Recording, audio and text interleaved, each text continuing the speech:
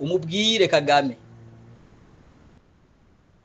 yibuke ibyashikiye Mugabe baranje izi etape zose ubona baciyeko Europe na Amerika nizo baciyeko mu gufatira ibihano Mugabe. Izi zose izi etape ubona kurikirana ukuntu bamufatiye ibihano Mugabe uzobibona. Umugambwe wiwe umugambwe ari ku butegetsi kijya gihe sinzi mu Rwanda uko bawita umugambwe uri ku butegetsi bawita ngo inkotanyi sinzi ukuntu FFC ngo FFS sinzi ukuntu bawita ujya mugambwe wa Kagame. Waciye umusaba Mugabe umugati mutamba igihugu aho kigeze kuko nta fashanyo nimwe ivuye muri banke ya Afrika, nta fashanyo nimwe ivuye muri banke mondiale, nta fashanyo nimwe uhabwa n'igihugu na kimwe ku isi maze gufatirwa ibihano. Nta n'igihugu na kimwe kibanye cemerewe kugura urubibe ngo kinzize ikintu na kimwe mu gihugu cyawuvamo. Igihugu kigusupporta kigusutena cyo gihugu gifatirwa ibihano kandi nta muntu yashobora gufatirwa ibihano ku bibazo byawe. Nk'ubu urabona ko Rwanda ibihugu bye nka byose baze kurushwa n'ibibazo by'u Rwanda. Urumva nta muntu azokwemera gufatirwa ibihano mu gishingo cya Kagame cyangwa mu gishingo cy'u Rwanda. Urumva nico gihano gisigaye cyonyine. Ibindi bihano byose etape ya nyuma ni gufatirwa ibihano mpuzamakungu, gucibwa umukenke mpuzamakungu. Nayo kubwiye burya nico gihano gisigaye. Burya bariko urumva kumugarira isoko y'inzahabu no kumubwira kuri Europe, kumubwira akure abasirikare biyo mu Rwanda bariko baramuraba ko afite ubwenge bukwiye ko bakurayo, ntiyabakuye aho kubakurayo yagumye yavansa. Amerika iramuta biciye ku mushanganje w'imigenderanire wa Amerika iramubwira atoke turamaze kumenya ko abasirikare ari abawe bakure muri Kongo hagarika intambara. Ntiyabikoze yagumye yavansa arabasuzugura.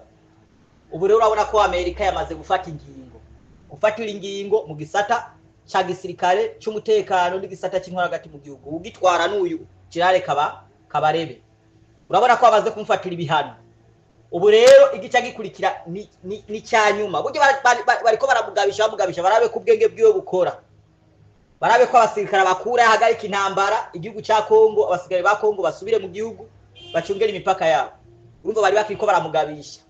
Buryo igihano gisigaye ni kimwe. Burya bariko baramugabisha.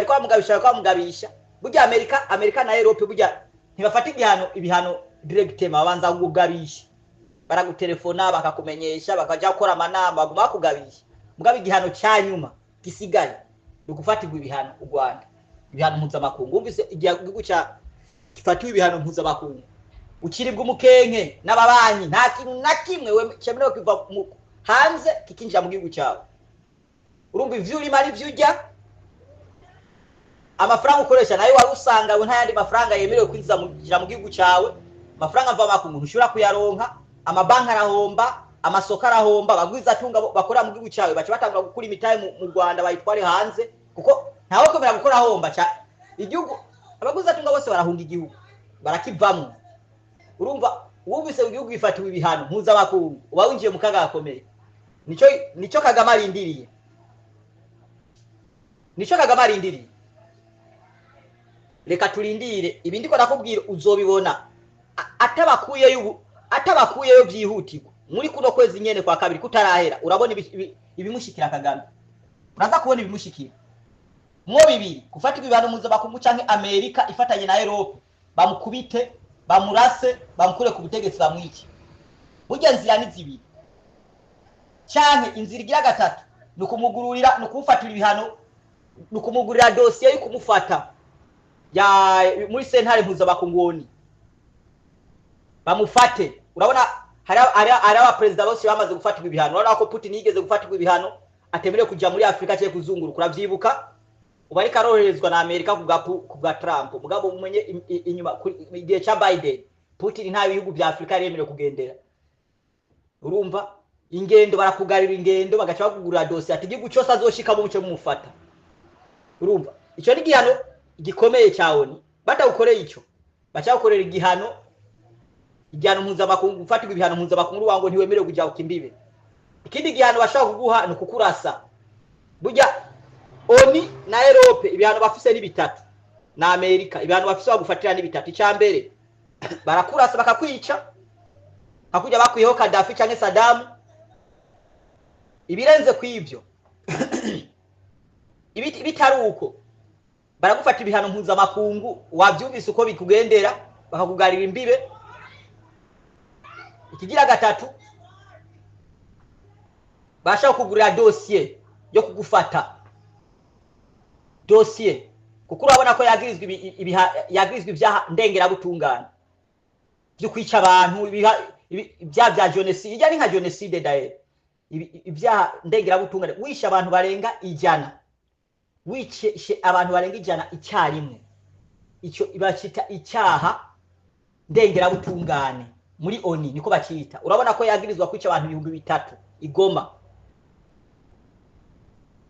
Umunyamabanga ajejwe agataya kazina mu namagara y'abantu muri kwisi yabitangaje Geneva ati ibi izipfu z'abantu 3000 bagirizwa Kagame na M23 bavuze ko ari waba abasutene. Urumva ko aha rero Kagame amazi ageze mwizosi nubwo mwomwihoza nubwo Burundi bwo mwihoza ko ngikamwihoza ibyo yimirije ni birebire cyane kandi Kagame yamaze kubimenya. Cyo gitumona ubari kararondera kugirana imigenderanire na Aziya, ubumwe bwa Emirate, ubumwe bw'Abarabu buri ariko arabe ko inzahabu yivya afise yo zazishorari aronka amafaranga yinjiza mu gihugu kuko urabona ko Europe bamugariye isoko ry'inzahabu, Amerika baramwugariye, afitaniye nabo conflit nini. Urabona bajya abazungu yafashe bava mu Butaliyani, hari abazungu yafashe akinziza akabateroriza bakabasaka babinziza mu Rwanda. Urabona bajya abazungu n'abasirikare Gisekedi kuko Gisekedi arabanye neza na Papa bafitaniye imigenderanire kuko Papa yagize urugendo kuza muri Kinshasa, hariho n'amazu babomaguye bagategura amabarabara igihe Papa za mu Kinshasa. Ro Gisekedi n'Ubutaliyano na Roma bafitaniye imigenderanire myiza cyane. Rero urabona ko umaze kwinjira conflit na Papa ukafati udafite imigenderanire myiza na Papa barakwica. Nyimba ari abantu ushobora kwigengesera ku isi Papa kuko Papa Amerika iramutinya kandi iramwubaha, Europe iramutinya kandi iramwubaha. Ujya ni wese wisi ugiraniye conflit na Papa urapfa, ugiraniye conflit na Papa urapfa. Urabona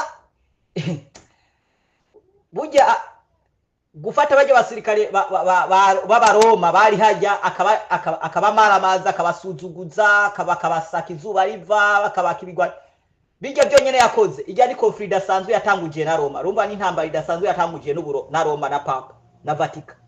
Burya rero Kagame ntibimworoheye nubwo mwomwihoza ibimwirimirije ni birebire bitamworoheye cyane. Ino audio muyimushikiriza yumve nivyamushikira azovuge ngo hari umugabo yigeze kuvuga arahanaka ni impanuro ndamuhaye byo mworohera. Ibyoroshe kuriwe nuko abasirikare yo bakura muri Kongo akabivamwo igisirikare cya Kongo kigashikira imbibe zaco agasaba n'imbabazi muri AU, agasaba imbabazi muri ONU, agasaba imbabazi akavuga ati naramenje ni mumbabarire naramenje. Ico cyonyene nico gishobora kubufasha Kagame kumukura mwibi bibazo. Ibirenze ivyo ibimwimirije muzobibona. Okay sab